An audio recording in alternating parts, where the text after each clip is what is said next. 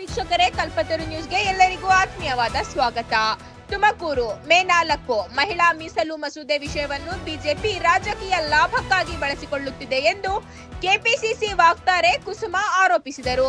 2023ರ ಲೋಕಸಭೆ ಮತ್ತು ರಾಜ್ಯಸಭೆಯಲ್ಲಿ ಅಂಗೀಕಾರವಾದ ಮಸೂದೆಯನ್ನು ಜಾರಿಗೆ ತರದೆ ಚುನಾವಣೆ ಸಂದರ್ಭದಲ್ಲಿ ಕಾಂಗ್ರೆಸ್ ಪಕ್ಷವನ್ನು ಮಹಿಳಾ ವಿರೋಧಿಯಾಗಿ ಬೆಂಬಲಿಸಲು ಬಿಜೆಪಿ ಯತ್ನಿಸುತ್ತಿದೆ ಎಂದರು. ಕಾಂಗ್ರೆಸ್ ಪಕ್ಷ ತನ್ನ ಇತಿಹಾಸದಲ್ಲಿ ಮಹಿಳೆಯರಿಗೆ ಹೆಚ್ಚಿನ ಅವಕಾಶಗಳನ್ನು ನೀಡಿದ್ದು ಮಹಿಳಾ ಸಬಲೀಕರಣಕ್ಕೆ ಬದ್ಧವಾಗಿದೆ. ನಿಜವಾಗಿಯೂ ಮಹಿಳೆಯರ ಬಗ್ಗೆ ಕಾಳಜಿ ಇದ್ದರೆ 33% ಮೀಸಲಾತಿಯನ್ನು ತಕ್ಷಣ ಜಾರಿಗೆ ತರಬೇಕು ಎಂದು ಬಿಜೆಪಿ ವಿರುದ್ಧ ಸವಾಲು ಹಾಕಿದರು. ಇನ್ನು ಹಲವು ಕಾಂಗ್ರೆಸ್ ಮುಖಂಡರು ಬಿಜೆಪಿ ವಿರುದ್ಧ ಟೀಕೆ ವ್ಯಕ್ತಪಡಿಸಿದರು.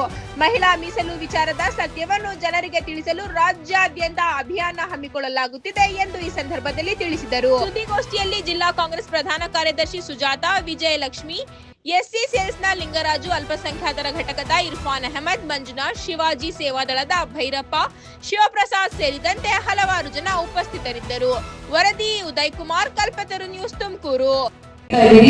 ದೇಶದ ಹೆಣ್ಣು ಮಕ್ಕಳಿಗೆ ನಿಮ್ಮ ವಂದನೆಗಳು ಬೇಕಾಗಿಲ್ಲ. ದೇಶದ ಹೆಣ್ಣು ಮಕ್ಕಳಿಗೆ ಸಿಗಬೇಕಾಗಿರಂತ ಹಕ್ಕು ಸಿಗಬೇಕು ಅಂತ ನಾವು ಕೇಳಲಿಕ್ಕೆ ಬಯಸ್ತಾ ಇದ್ದೀವಿ. ನಮ್ಮ ಮಹಿಳೆಯರಿಗೆ ನಮಗೆ ರಾಜಕೀಯವಾಗಿ ಹಕ್ಕು ಸಿಗಬೇಕು. ನಮಗೂ ಕೂಡ ನಾವು ಹೆಣ್ಣು ಮಕ್ಕಳು 50% ಹೆಣ್ಣು ಮಕ್ಕಳು ಪಾಪ್ಯುಲೇಷನ್ ಇದ್ದೀವಿ. ಮತಗಳು ಮಾತ್ರ ಹೆಣ್ಣು ಮಕ್ಕಳು ಬೇಕು. ಹೆಣ್ಣು ಮಕ್ಕಳನ್ನ ಪ್ರತಿನಿಧಿಸೋದಕ್ಕೆ ಮಾತ್ರ ಮಹಿಳಾ ಮೀಸಲಾತಿ ಬೇಡ ಅಂತ ಅಂದ್ರೆ ಬಿಜೆಪಿ ಪಕ್ಷ ಮಹಿಳೆಯರ ವಿರೋಧ ಮಾಡ್ತಾ ಇರುವಂತ ಪಕ್ಷ ಅಂತ ಹೇಳಲಿಕ್ಕೆ ಬಯಸ್ತಾ ಇದೀವಿ. ಸ್ವತಂತ್ರ ಬಂದಾಗಲಿಂದು ನಮ್ಮ ಸಂವಿಧಾನ, ಕಾಂಗ್ರೆಸ್ ಪಕ್ಷದ ಸಂವಿಧಾನ ಏನು, ನಮ್ಮ ಸಂವಿಧಾನ ನಮ್ಮ ಮ್ಯಾನಿಫೆಸ್ಟೋ ಆಯ್ತು ಅಂತಂದ್ರೆ ಬಿಜೆಪಿ ಅವರ ಮ್ಯಾನಿಫೆಸ್ಟೋ ಮನುಸ್ಮೃತಿ. ಯಾಕೆ ನಾನು ಈ ವಿಚಾರವನ್ನ ಹೇಳ್ತೀನಿ ಅಂತಂದ್ರೆ ನಿಮ್ಮೆಲ್ಲರ ಗಮನಕ್ಕೆ ತೆಗೆದುಕೊಂಡು ಬರ್ಬೇಕು. ಮನುಸ್ಮೃತಿಯ 9ನೇ ಅಧ್ಯಾಯದಲ್ಲಿ ಹೇಳ್ತಾರೆ, ನಾ ಸ್ತ್ರೀ ಸ್ವಾತಂತ್ರ್ಯಂ ಅರ್ಹತಿ. ಯಾವುದೇ ಸ್ತ್ರೀ ಸ್ವಾತಂತ್ರ್ಯಕ್ಕೆ ಅರ್ಹರಲ್ಲ ಅಂತ ಹೇಳಿ ಮನುಸ್ಮೃತಿಯಲ್ಲಿ ಹೇಳ್ತಾರೆ. ಹುಟ್ಟಿನಾಗಿಂದಲೂ ಕೂಡ ತಂದೆಯ ಅಡಿಯಲ್ಲಿ, ಮದುವೆ ಆದ ನಂತರ ಗಂಡನ ಅಡಿಯಲ್ಲಿ, ಗಂಡ ತೀರ್ಕೊಂಡ್ರೆ ತನ್ನ ಮಗನ ಅಡಿಯಲ್ಲಿ ಅಡಿಯಾಳಾಗಿ ಇರಬೇಕು ಅನ್ನೋ ಒಂದು ಸಂಸ್ಕೃತಿಯನ್ನ ಮನುಸ್ಮೃತಿ ಹೇಳ್ತಾ ಇದೆ. ಬಿಜೆಪಿ RSS ಇವತ್ತು ನಡೆಸ್ತಾ ಇರುವಂತದ್ದು ರಾಜಕಾರಣ ಮನುಸ್ಮೃತಿಯನ್ನ ಅಡಿಪಾಯವಾಗಿ ನಡೆಸ್ತಾ ಇದೆ ಹೊರತು ಸಂವಿಧಾನವಾಗಿ ಅಲ್ಲ.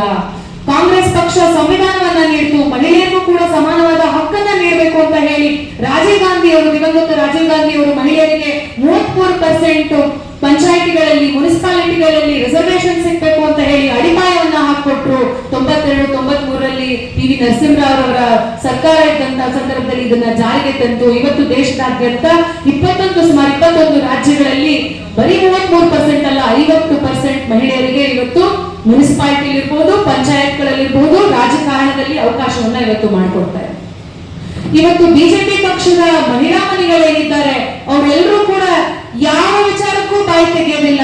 ಜನವಿರೋಧಿ, ಮಹಿಳೆಯರ ವಿರೋಧವಾದಂತಹ ಕೆಲಸಗಳು, ಕೃತ್ಯಗಳು ಇಡೀ ದೇಶದಾದ್ಯಂತ UPಯಲ್ಲಿರಬಹುದು, ಹತ್ರಾಸಲ್ಲಿರಬಹುದು, ಮಣಿಪುರದಲ್ಲಿ ಹೆಣ್ಣು ಮಕ್ಕಳನ್ನ ಬೆತ್ತಲೆಯಾಗಿ ಪ್ರದರ್ಶನ ಮಾಡಿದ್ರು. ಅವತ್ತು ಚಕಾರ ಎತ್ತದಿಲ್ಲ. ಇವತ್ತು ಪ್ರಧಾನಮಂತ್ರಿಗಳು ಹೇಳಿದ್ರು ಮಹಿಳಾ ವಿರೋಧಿ ಕಾಂಗ್ರೆಸ್ ಮಾಡ್ತಾ ಇದೆ ಅಂತ ಹೇಳಿದ ತಕ್ಷಣ ಎಲ್ಲರೂ ಟಿವಿಗೆ ಬಂದು ಮಾತಾಡ್ಲಿಕ್ಕೆ ಶುರು ಮಾಡಿದ್ದಾರೆ.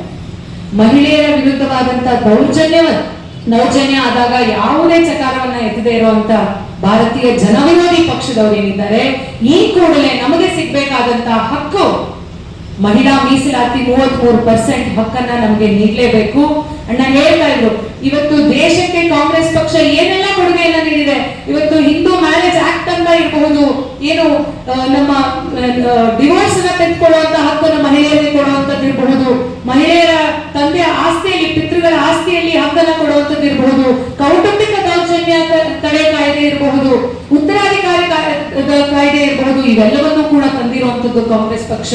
ಇಡೀ ದೇಶದಲ್ಲಿ ಮೊದಲನೇ ಮಹಿಳಾ ಪ್ರಧಾನಿ ಆಗಿದ್ದು ಕಾಂಗ್ರೆಸ್ ಪಕ್ಷದಿಂದಲೇ, ಮೊದಲ ರಾಷ್ಟ್ರಪತಿ ಆಗಿದ್ದು ಕಾಂಗ್ರೆಸ್ ಪಕ್ಷದಿಂದಲೇ, ಲೋಕಸಭೆಯಲ್ಲಿ ಸ್ಪೀಕರ್ ಆಗಿದ್ದು ಕೂಡ ಕಾಂಗ್ರೆಸ್ ಪಕ್ಷದಿಂದಲೇ, ರಾಷ್ಟ್ರ ರಾಜಧಾನಿ ದೆಹಲಿಯಲ್ಲಿ ಮಹಿಳಾ ಮುಖ್ಯಮಂತ್ರಿಯನ್ನ ಕೂಡ ತಂದಿದ್ದು ಕಾಂಗ್ರೆಸ್ ಪಕ್ಷದಿಂದಲೇ.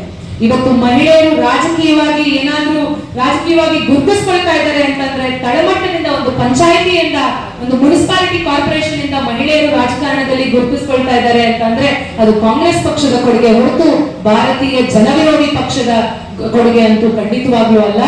ಈ ಒಂದು ವಿಚಾರವಾಗಿ ಎಷ್ಟು ಅಪಪ್ರಚಾರ, ಬರೀ ಪಂಚರಾಜ್ಯಗಳ ಚುನಾವಣೆಯನ್ನ ಗೆಲ್ಲೋದಕ್ಕೆ ಇವತ್ತು ಒಂದೇ ದಿನದಲ್ಲಿ 900 ಇಲ್ಲ. ಎಷ್ಟು ಜನ ಮನೆಯ ಹೆಣ್ಣುಮಕ್ಕಳು ಇವತ್ತು ಅಡಿಗೆ ಮನೆಯನ್ನ ನಡೆಸ್ತಾ ಇರುವಂತದ್ದು.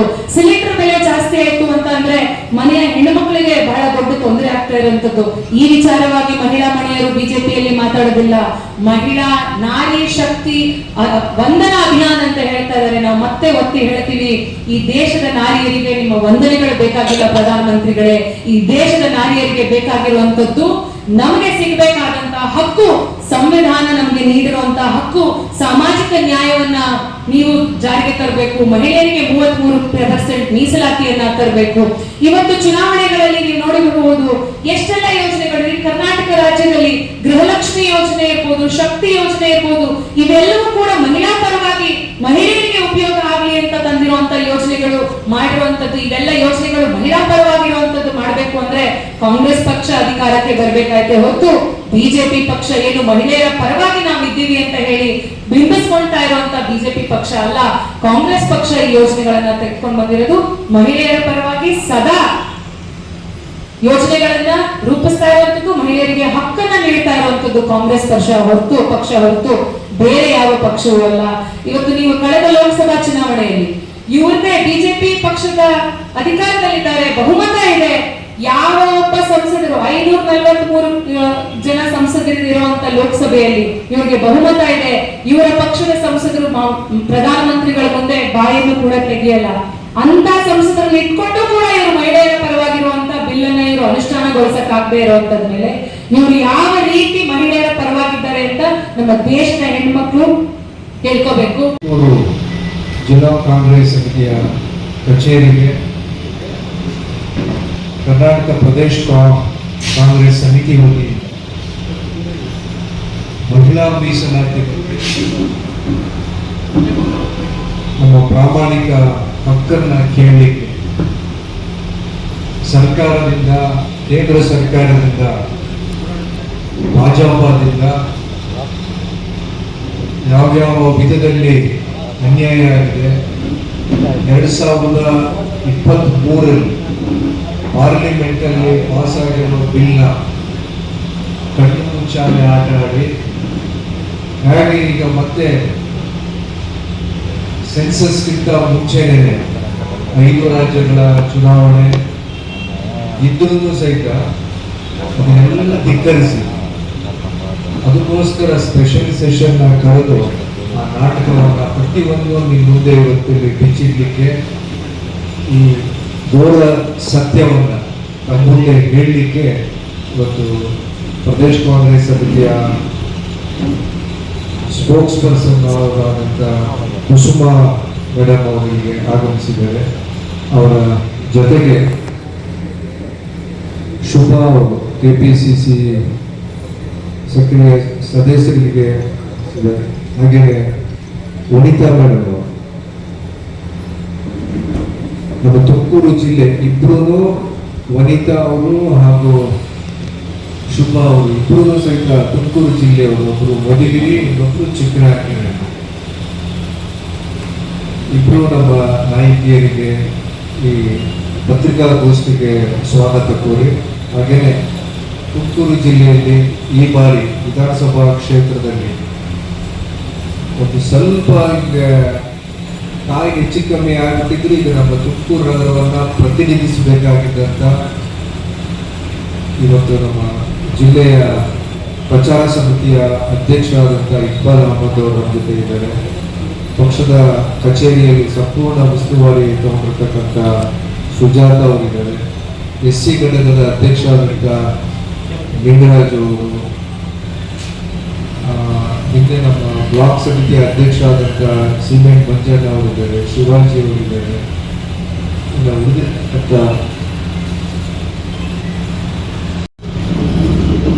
ಈ ಮಹಿಳಾ ಮೀಸಲಾತಿ ಬಗ್ಗೆ ಕೇಂದ್ರದ ಬಿಜೆಪಿ ಸರ್ಕಾರವು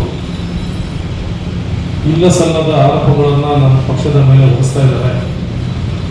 ಅದೆಲ್ಲವೂ ಕೂಡ ಸುಳ್ಳು ಅಪಪ್ರಚಾರವಾಗಿದೆ. ಮಹಿಳೆಯರ ಬಗ್ಗೆ ಯಾವ್ಯಾವ ಕಾರ್ಯಕ್ರಮಗಳನ್ನ ಕಾಂಗ್ರೆಸ್ ಪಕ್ಷ ಕೊಟ್ಟಿದೆ ಅದನ್ನ ಜನರಿಗೆ ತಿಳಿಸೋ ಈ ದಿನ ನಮ್ಮ ಕೆಪಿಸಿಸಿಯ ಪದಾಧಿಕಾರಿಗಳು ಆದಂತಹ ಮತ್ತೆ ಈ ಹಿಂದೆ ವಿಧಾನಸಭಾ ಚುನಾವಣೆಯಲ್ಲಿ ಸ್ಪರ್ಧಿಸಿ ಕೆಲವೇ ಮತಗಳಿಂದ ಪರ್ಯಾಯ ಬಂದಂಥ ಶ್ರೀಮತಿ ಕುಸುಮಾ ಮೇಡಮ್ ಅವರು, ಡಾಕ್ಟರ್ ವನಿತಾ ಅವರು, ಶುಭಾ ಅವರೆಲ್ಲ ಈಗಿನ ಇಲ್ಲಿಗೆ ಆಗಮಿಸಿದ್ದಾರೆ. ಅವರು ಬಹಳ ವಿಸ್ತಾರವಾಗಿ ಈ ವಿಷಯದ ಮೇಲೆ ಬೆಳಕನ್ನು ಚೆಲ್ಲಲಿದ್ದಾರೆ. 2 ನಿಮಿಷದಲ್ಲಿ ನಾನು ಹೇಳ್ಬೇಕಂದ್ರೆ, ಮಹಿಳೆಯರ ಬಗ್ಗೆ, ಅವರ ಸಬಲೀಕರಣದ ಬಗ್ಗೆ ಕಾಂಗ್ರೆಸ್ ಪಕ್ಷ ಯಾವ ರೀತಿ ಕಾರ್ಯಕ್ರಮಗಳನ್ನು ಕೊಟ್ಟಿದೆ, ಬಿಜೆಪಿ ನಿಜವಾಗ್ಲೂ ಕೂಡ ಕೊಟ್ಟಿಲ್ಲ. ಅವರಿಂದ ನಾವೇನು ಅಪೇಕ್ಷೆ ಕೂಡ ಮಾಡಂಗಿಲ್ಲ. ನಮ್ಮ ಪಕ್ಷವನ್ನ ಮತ್ತೆ ಈ ದೇಶವನ್ನ ಪ್ರಧಾನಮಂತ್ರಿಯಾಗಿ ಉಕ್ಕಿನ ಮಹಿಳೆ ಎಂದೇ ಖ್ಯಾತರಾಗಿದ್ದ ದಿವಂಗತ ಶ್ರೀಮತಿ ಇಂದಿರಾ ಗಾಂಧಿ ಅವರು ಮುನ್ನಡೆಸಿದ್ದಾರೆ. ಬಿಜೆಪಿ ಅವರಿಗೆ ದಮ್ಮಿದ್ರೆ ಅವರು ಕೂಡ ಮೋದಿಯವರಿಗೆ ರಾಜೀನಾಮೆ ಕೊಡಿಸಿ ಯಾವಾಗ ಒಂದು ಮಹಿಳೆಗೆ ಪ್ರಧಾನಿ ಮಾಡಿ ತೋರಿಸಿ, ಆವಾಗ ನಾನು ಯುವ ಮಹಿಳೆಯರ ಬಗ್ಗೆ ಏನು ಕಾಳಜಿ ಇದೆ ಅದನ್ನ ಒಪ್ಕೊಳ್ತೇನೆ. ಸುಮ್ಮನೆ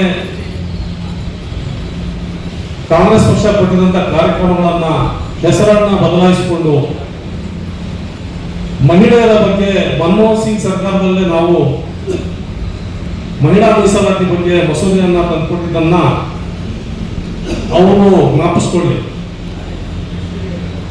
ಏನ್ ಪಂಚರಾಜ್ಯಗಳ ಚುನಾವಣೆ ಇತ್ತು, ಅದರಲ್ಲಿ ಗೆಲುವನ್ನ ಸಾಧಿಸಲಿಕ್ಕೆ ಮಹಿಳೆಯರ ಮತಗಳನ್ನು ಪಡ್ಕೊಳ್ಳಲು ಸುಳ್ಳು ಅಪಪ್ರಚಾರವನ್ನು ಮಾಡಿ ಸಂಸತ್ತಿನಲ್ಲಿ ಆ ಮಸೂದೆಯನ್ನು ವಿಫಲಗೊಳಿಸಿಕೊಂಡು ಸೋತಿದಂತಹ ಬಿಜೆಪಿಯವರು ನಮಗೆ ಬುದ್ಧಿ ಹೇಳುವಂತ ಅವಶ್ಯಕತೆ ಇಲ್ಲ. ಕಾಂಗ್ರೆಸ್ ಪಕ್ಷ ನೆಹರೂರವರ ಕಾಲದಿಂದಲೂ ಕೂಡ ನಮ್ಮ ಪಕ್ಷದಲ್ಲಿ ಮಹಿಳೆಯರಿಗೆ ಅವರಿಗೆ ಆದ ಸ್ಥಾನವನ್ನು ಹೊಂದಿದೆ. ಈ ಹಿಂದೆ ಅನೇಕ ಸ್ವಾತಂತ್ರ್ಯ ಹೋರಾಟಗಳು ಕೂಡ ಮಹಿಳಾ ಮಣಿಗಳು ನಮ್ಮ ಪಕ್ಷದಿಂದ ಈ ದೇಶಕ್ಕಾಗಿ ಜೈಲು ಹೋಗಿದ್ದಾರೆ, ತಮ್ಮ ಪ್ರಾಣವನ್ನು ತ್ಯಾಗವನ್ನು ಮಾಡಿದ್ದಾರೆ, ಸ್ವಾತಂತ್ರ್ಯವನ್ನು ತಂದುಕೊಳ್ಳಲು ತಮ್ಮ ಜೀವನವನ್ನೇ ತ್ಯಾಗ ಮಾಡಿದ್ದಾರೆ ಅಂತ ಅನೇಕ ಉದಾಹರಣೆಗಳು ನಮ್ಮ ಪಕ್ಷದಲ್ಲಿದೆ. ಬಿಜೆಪಿಯವರಿಗೆ ಆ ಇತಿಹಾಸ ಇಲ್ಲ. ಪಕ್ಷಕ್ಕೆ ನಾವು ಸ್ವಾತಂತ್ರ್ಯ ತಂದುಕೊಡಲು ಏನೋ ಶ್ರಮವನ್ನು ಹಾಕಿದ್ದೇವೆ ಈ ದೇಶವನ್ನ ಕಟ್ಟಲು. ಯಾವ ರೀತಿ ಕಾರ್ಯಕ್ರಮಗಳನ್ನ ಕಾಂಗ್ರೆಸ್ ಪಕ್ಷ ಕೊಟ್ಟಿದೆ, ಇವರೆಲ್ಲ ಕಾಂಗ್ರೆಸ್ ಪಕ್ಷ ಕಟ್ಟಿದಂತ ಸಂಸ್ಥೆಗಳಲ್ಲಿ ಶಿಕ್ಷಣ ಪಡ್ಕೊಂಡು ಬಂದು ಕಾಂಗ್ರೆಸ್ ಪಕ್ಷ ಏನ್ ಮಾಡ್ತಾ ಅಂತ ಕೇಳುವಂತ ಜನ, ಇವ್ರಿಗೆ ಉತ್ತರ ಕೊಡುವಂತ ಅವಶ್ಯಕತೆ ಇಲ್ಲ. ಆದ್ರೂ ಕೂಡ ಜನರಲ್ಲಿ ಅರಿವನ್ನು ಮೂಡಿಸಲು ನಮ್ಮ ಮಹಿಳಾ ಪದಾಧಿಕಾರಿಗಳು ಮಹಿಳೆಯರಲ್ಲಿ ಅರಿವನ್ನು ಮೂಡಿಸಲು ತುಮಕೂರಿಗೆ ಆಗಮಿಸಿದ್ದಾರೆ. ಅವರು ಈ ಬಗ್ಗೆ ತಮ್ಮ ಮುಂದೆ ಅನೇಕ ವಿಚಾರಗಳನ್ನ ಹೇಳ್ತಾರೆ ಅಂತ ಹೇಳಿ ನನ್ನ ಮಾತುಗಳನ್ನು ಮುಗಿಸ್ತೇನೆ. ಜೈ ಕನ್ನಡ.